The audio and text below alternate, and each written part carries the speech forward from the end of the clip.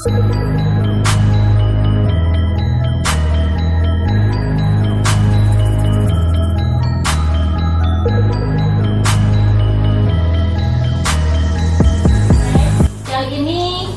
aku menghadirkan suamiku ya, yang biasanya membahas tentang seni pertunjukan kan. Kali ini aku akan membahas tentang seni rupa. Nah, kebetulan suamiku ini lulusan dari seni rupa kan, jadinya kita bisa share begitulah. Terus ini kita akan membahas apa nih keseni rupaannya? Sebelum kita bahas ke seni rupanya, kita kenalkan aja dulu. Kalau saya kan dari seni rupa, kalau istri saya ini dari seni pertunjukan. Nah, kita dari dua alam yang berbeda ini. Dua alam. Walaupun satu rumah ya, kita dari dua alam. Kita sering berbeda ide dalam berkesenian. Banyak yang bilang istri saya ini gagasannya lebih liar atau eksekusi dalam berkeseniannya lebih liar. Banyak yang bilang kalau saya ini dalam teoritis saya lebih jago. Nilai cocot kencono mungkin ya, seperti itu untuk meyakinkan. Ya? Kita memang dari seni ya. Nah, seni itu ada 4, yaitu seni drama, seni tari, seni musik, dan seni rupa. Seni visual. Lah apa kok seni rupa jalan ngisor? Enak seni rupa jalan dukur ya, seni rupa ya kan. Ya, nah, seni rupa pokoknya seni rupa nomor 1. Iya, seni rupa. Seni rupa. Ya, terus seni tari ya kan. Ya. Seni drama. Terus apa nih? Seni musik. Ya. 4 kan ya, 4 itu 4 pas. Nah, itu. Pokoknya seni rupa udah nomor 1 seni rupa. Karena kan yang kita bahas seni rupa. Oh iya. Iya. Seni rupa harus nomor 1 enggak boleh seni rupa gak gelem aku. Soalnya sih ngomong seni pertunjukan. Nah, itu wajar lah. Itu contohnya.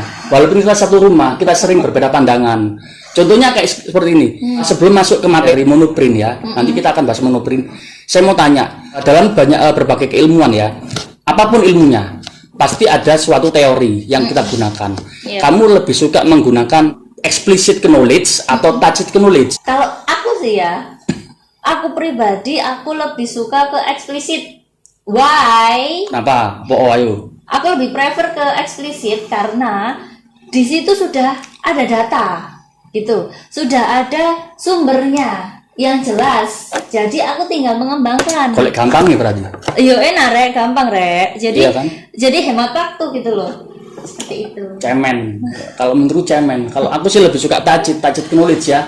Kenapa? Iya, soalnya jelas. Dia berdasarkan pengalaman, kemudian pemikiran, berdasarkan intuisi juga, kompetensi dan rasa yang sangat dalam. Oke, kayak rasamu mencintaiku. Bisa, boleh. Jadi rata-rata kalau yang menggunakan tacit knowledge itu dia harus penuh konsentrasi, meditasi, rata-rata seperti itu. Aku yuk konsentrasi rek, ya sama. Rek. Cuman kan lebih gampang cari data aja dari buku, dari internet, dari Google, itu terus tinggal mengembangkan. Orang pintar itu akan mencari-cari data, ya kan? Ya bisa. Oke. Nah, rata-rata kalau orang tacit ini lebih kreatif mereka, lebih kreatif karena apa yang kita pikirkan belum tentu dipikirkan oleh orang lain. Dan juga lebih inovatif karena apa yang kita pikirkan belum tentu orang lain juga pikirkan, dan kita bisa mewujudkan apa yang kita pikirkan gitu loh. Kadang apa yang kita pikirkan belum tentu dimengerti oleh orang lain, tapi bagaimana cara kita bisa menyampaikan apa yang kita pikirkan kepada orang lain, mentransfer pikiran kita ke orang lain. Itu paham gak sih? Paham gak lu? Paham ya, terserah sih, kalau menurutku terserah, apapun pilihanmu. Kalian lebih suka teori yang explicit knowledge atau tacit knowledge, ya lakukan aja sesuka kalian. Yang menurut kalian itu mudah untuk kalian aplikasikan, ya lakukan aja gitu. Kalau saya pribadi saya lebih suka tacit knowledge. Oke. Terus udah sih, udah. Walaupun tacit knowledge itu ya agak sedikit ribet, ruwet, dan butuh proses yang begitu panjang karena kan dia berproses dulu. Berproses ya kan, observasi dulu, mencari tahu dulu, menggali dulu, baru kita jadikan sebuah data. Jadi nggak hanya melihat buku resep masakan, enggak. Nih awakmu kan gawe sego goreng tinggal ndelok resep masakan sret gitu. Kalau aku kan enggak, tak cari dulu ke hutan, golek ikune yo, tak gali-gali dhisik, golek bawange nang gone hutan no alas, tak gomole, tak geprek dhewe, geprek iku yo gawe watu ning golek. Baru dicari. Udah repot ya? Ya itu, tapi kan ada tantangannya. Hutan kan. Ternyata kita tahu berdasarkan pengalaman kita. Oke. Lalu kita tuliskan menjadi sebuah data, dan data itu yang yang kamu buat untuk sebuah karya.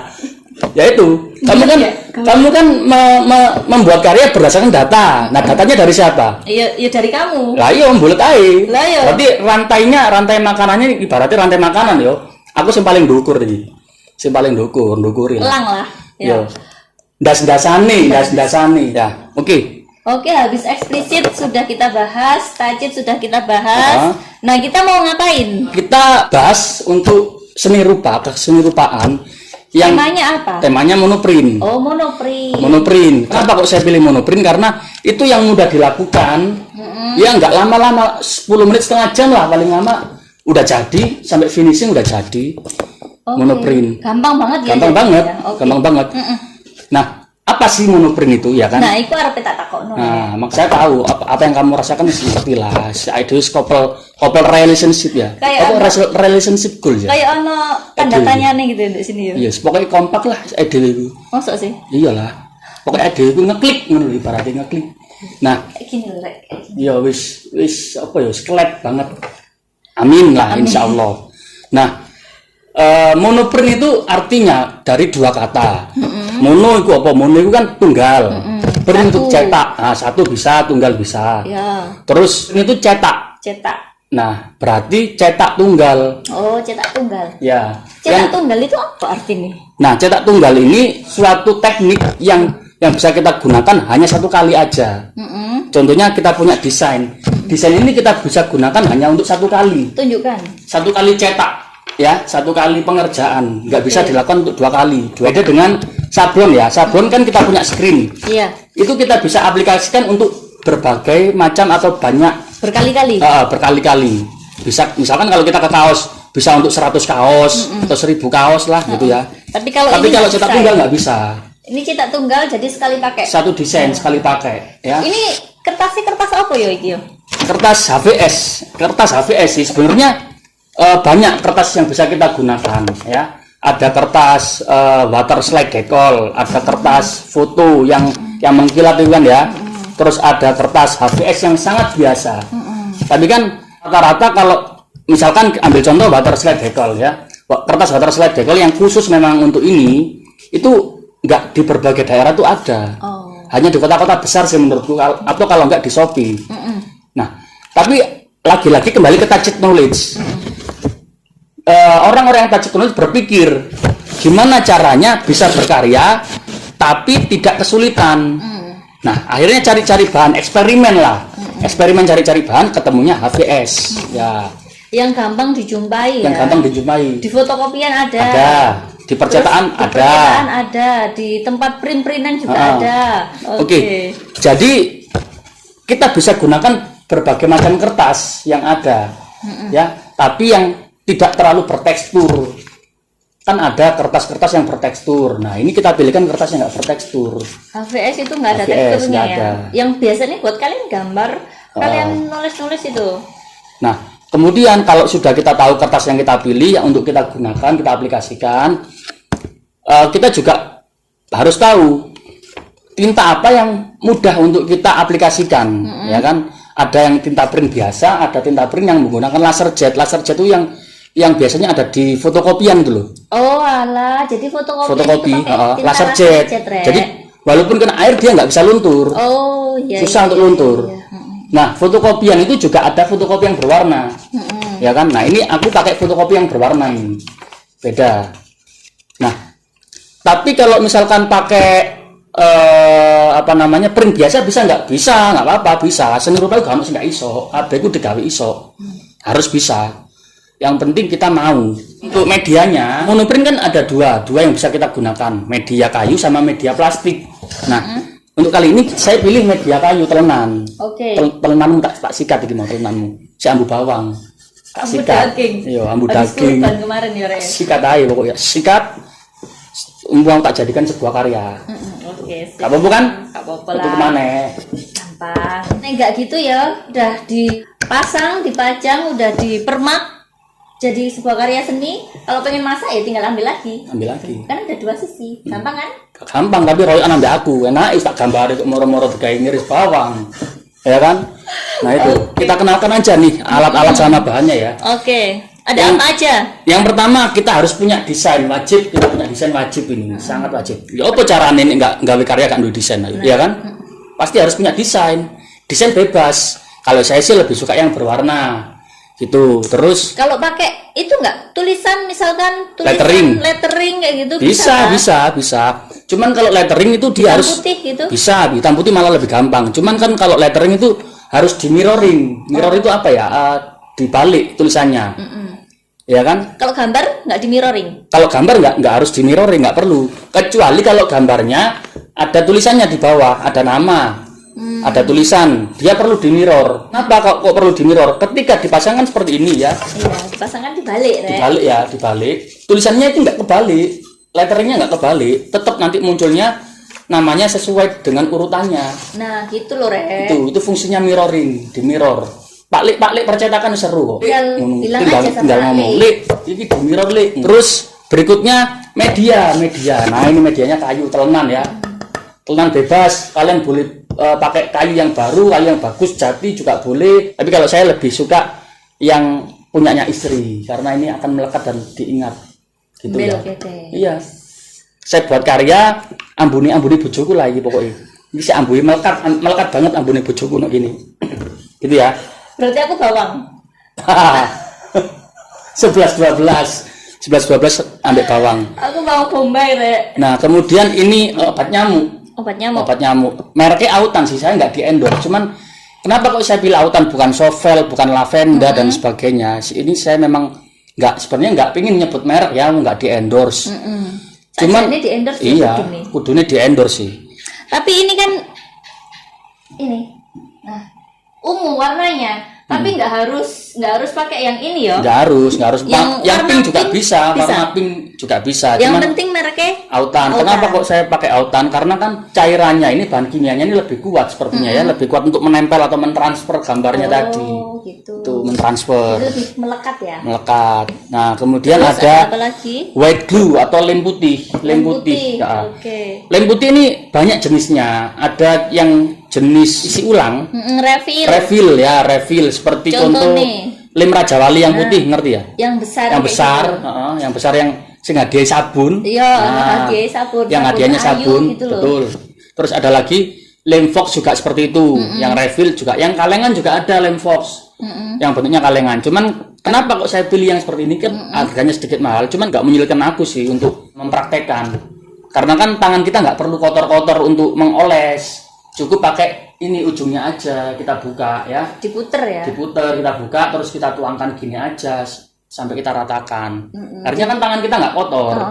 Jadi kalau pakai lem Raja Wali kan kita colek gitu ya. Colek gitu ya. Atau kalau pakai lem Raja Wali di refill di sini juga bisa ya kan. Di refill di tempat yang seperti ini atau di botol-botol bekas juga bisa. Atau kalau nggak mau tangan kita kotor kita pakai hand spoon yang karet, yang plastik. Setelah itu ini ada spons. Ya. Sponku mana mbok sikat iki? Iya, spone cucian ini tak sikat meneh. Ya. Lah, prinsipnya seni rupa yaitu cari bahan yang murah didapatkan, yang mudah didapatkan di mana-mana ada, termasuk di nenggone dapur ibumu. Ya kan ono opo digawe ae, dipakai. Ya, yang jelas kita prinsipnya harus bisa mendaur ulang sesuatu yang nggak terpakai menjadi sebuah karya. Itu yang paling penting. Supaya nggak menumpuk. Ini harganya 1.000 sih kalau kita beli baru ya. Terus ada gunting ini untuk memotong desain kita. Terus kemudian kita sesuaikan dengan ukuran wood atau kayu atau telenannya, medianya kita potong ya. Kita potong, kita hilangkan yang warna putih sehingga diikutin aja garisnya. Ya, ngikutin garisnya sehingga yang terlihat ini hanya objeknya aja. Putih-putihnya udah hilang. Tuh. Terus ada lagi juga cutter. Cutter ini sama fungsinya. Fungsinya untuk merapikan aja. Ya, setelah ditempel kita rapikan. Kita rapikan bagian-bagian yang mau kita buang ya. Terus apa lagi? Nah, ini. Oh, ini clear. Ini namanya clear. Clear ini untuk mengkilap. Cairan untuk pengkilap ya, pengkilap di media apapun. Besi bisa, tembok bisa, di kayu juga bisa. Nah, ini mereknya Duton. Kalau kalian pakai merek yang lain juga boleh, Pilox juga bisa, Sakura juga bisa, Suzuka juga bisa. Kalau saya ini memang kebetulan aja sih di tempat bangunan sekitar rumah kita ini punyanya merek ini. Lagi-lagi juga kita nggak di endorse. Cuman kalian butuh clear memang untuk mengkilatkan, untuk finishing karya kalian gitu. Jadi di finishing dulu biar kelihatan rapi, bagus, mengkilat dan nggak gampang nggak gampang rusak ya. Nggak gampang rusak. Kalau misalkan kita pegang ya, ada orang yang lihat kok bagus, kok lucu gitu ya, dipegang-pegang. Jadi nggak dakinya itu nggak nempel, bolotnya nggak nempel gitu loh ya. Dilap pakai air sudah aman gitu loh. Oke, jadi aman. untuk melindungi ya. Melindungi. Jadi fungsinya melindungi lapisan. Ini itu untuk melindungi lapisan karya kalian. Betul. Itu. Oke. Kalau gitu kita praktekkan aja mungkin ya, biar teman-teman kita semua tahu, biar lebih paham dan bisa digunakan untuk kehidupan mereka sehari-hari. Misalkan ini bisa kok dimanfaatkan untuk souvenir loh. Souvenir. Iya. Ya tapi yang baru, ojo bekas ini iki. Kayak souvenir pernikahan kita ya. Ya, bikin kan, sendiri ya. Bikin sendiri pakai teknik monoprint. Kan romantis sih ya, bukan? Romantis ayo. Romantis Kak tuku tapi gawe dewi. Itu. Perjuangan ya, Rek. Ya, kita praktekkan aja ya. Kita praktekkan langsung supaya mereka bisa lebih memahami. Oke. Kalau kita nggak praktek nggak akan tahu. Oke, kita rapikan dulu ini. Habis Ya. itu kita praktek ya. Ya.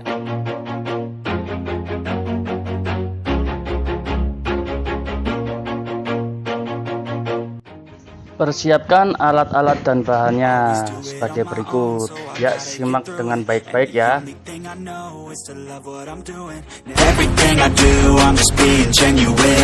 Baik, setelah kita siapkan semuanya alat dan bahan secara lengkap, mulai kita potong desainnya yang sudah kita siapkan tadi mengikuti objek ya, mengikuti objek gambar. Kita potong rapi aja nggak apa-apa, supaya tidak menyulitkan proses kalian nanti, baik dari proses menuju ke finishingnya ya. Nah, ini kita potong semuanya, kita hilangkan warna putihnya, lalu kita baluri lem putih secara merata menggunakan spons. Setelah itu kita tempelkan ke atas media kayu, kita ratakan, jangan sampai ada bagian yang tidak terlapisi oleh lem. Kita ratakan menggunakan rakel atau SIM card juga bisa, apapun itu bisa kita gunakan. Kita pastikan lagi bahwa gambar kita tidak ada objek yang tidak tertempel oleh lem. Bagian yang di luar bisa kita potong. Kita tunggu prosesnya hingga benar-benar kering. Setelah itu kita siapkan air dan kita oles seluruh permukaannya secara merata menggunakan air. Setelah itu kita kupas kulit dasar dari kertas. Kita kupas pelan-pelan dengan teliti dan pastikan tidak ada bagian yang terlewatkan, karena itu nanti akan berpengaruh pada proses finishingnya dan juga hasil gambarnya, berpengaruh juga hasil pada warnanya.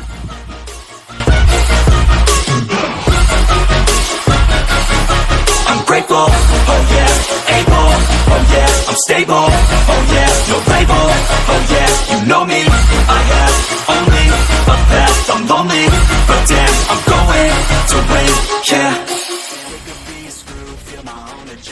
Kalian yang menyukai kedetailan, bisa kalian rapikan bagian tepi-tepinya ini menggunakan cutter. Bisa kalian hilangkan bagian warna putih di tepi menggunakan cutter secara perlahan, pelan-pelan aja agar gambarnya, objeknya tidak sobek atau tidak ikut ya. Pelan-pelan aja, pelan-pelan sampai semuanya benar-benar terselesaikan. Beginilah kira-kira hasil jadinya. Nah, tadi kan kita sudah praktek ya. Hasilnya seperti apa? Kita lihatkan sama semuanya. Nih, hasil jadinya seperti ini. Nggak seberapa mengkilap karena kan telenannya lagi-lagi telenan bekas. Ya, telan bekas istri yang habis dibuat iris-iris ikan, iris-iris daging, iris-iris bawang saya manfaatkan untuk menjadi sebuah karya. Gambarnya ini ikan koi. Kenapa kok saya pilih ikan koi? Koi apa lele yo? Lele. Karena kan saya memang suka ikan koi. Ikan koi ini menurut saya ikan keberuntungan lah.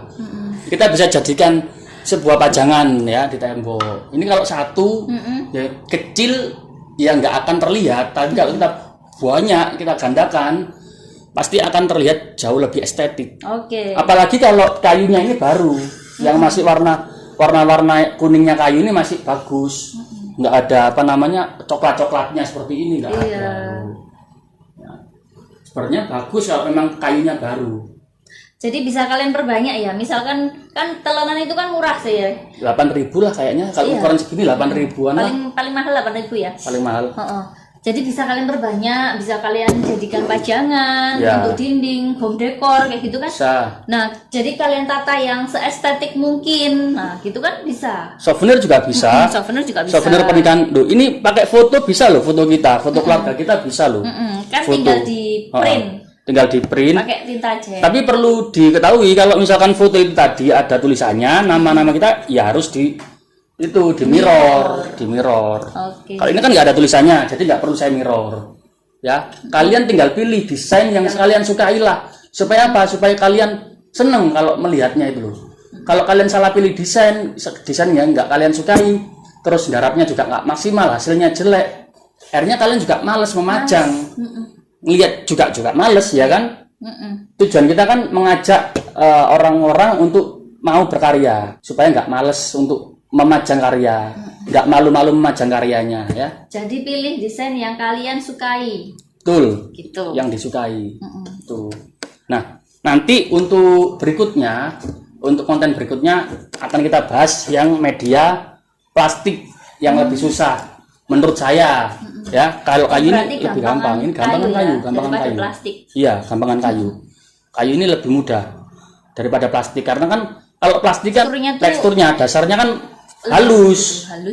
Jadi licin. Rata, gitu. Kalau ini kan ada tekstur kasar-kasarnya, untuk menempelkan lebih mudah. Oke. Itu. Ya. Oke. Sekian. Boleh. Nggak apa-apa, nanti kita lanjut di konten kedua materi kita.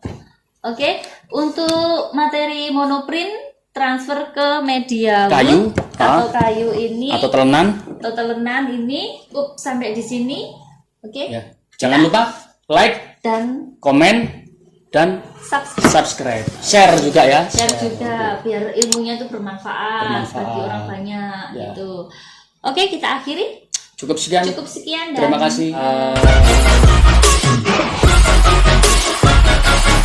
I'm grateful, oh yeah, able, oh yeah, I'm stable, oh